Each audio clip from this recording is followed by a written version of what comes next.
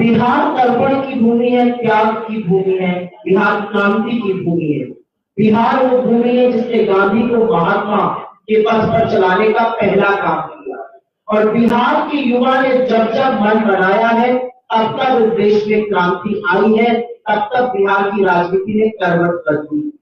असलियत यह है कि बिहार की 13 करोड़ से ऊपर जनता के करीब 8 करोड़ वो लोग हैं जो 25 वर्ष से आयु में कम है। 8 करोड़ लोगों के बारे में बिहार में 20 साल से मुख्यमंत्री रहे नीतीश कुमार जी, जो तथाकथित डबल इंजन की सरकार चल रही है, तो उनके बारे में क्या सोचती है? आपको बिहार की सड़कों पर दिख रहा है, आपको बिहार के पलायन में दिख रहा है, आपको पेपर लीक में दिख रहा है, आपको कलराती ठंड में जिन युवाओं पर पानी की बौछार डाली गई, जिन पर लाठियां और डंडे बरसाए गए, उनके जज्बे में दिख रहा है। बिहार जब रोजगार मांगता है, बिहार जब सड़कों पर उतरता है पेपर लीक के खिलाफ, उस पर प्रशासन का जो बदलना है वो सरकार का असली चेहरा है।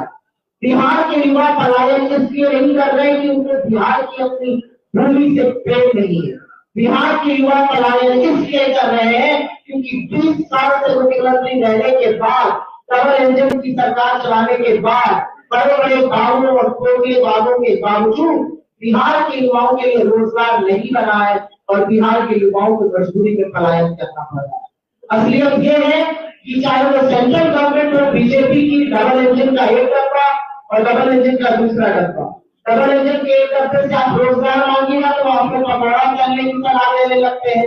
डबल इंजन की दूसरे डब्बे से रोजगार मांगिएगा तो आप पर लाठियां बरसाने लगते हैं। और इसी के चलते बिहार का युवा आज पलायन कर रहा है। लेकिन अगर बिहार का विकास होना है, अगर बिहार को इस देश की अग्रिम पंक्ति में खड़े रहना है, तो बिहार अपनी 60% आबादी को नकार कर, उनको भूलकर, उनका भविष्य बिना उज्जवल किए आगे नहीं बढ़ सकता है। और इसीलिए जो कांग्रेस की यात्रा थी, जो NSUI और युवा कांग्रेस ने मिलकर यात्रा करी, जिस पर कन्हैया कुमार जी चले, जिसका पूरा सहयोग कांग्रेस पार्टी ने यहाँ पर हमारे अध्यक्ष जी, हमारे CLP, हमारे जुझारू दोनों नेता युवा और NSUI के नेताओं ने दिया, ये बहुत कारगर साबित होगी। क्योंकि इस यात्रा ने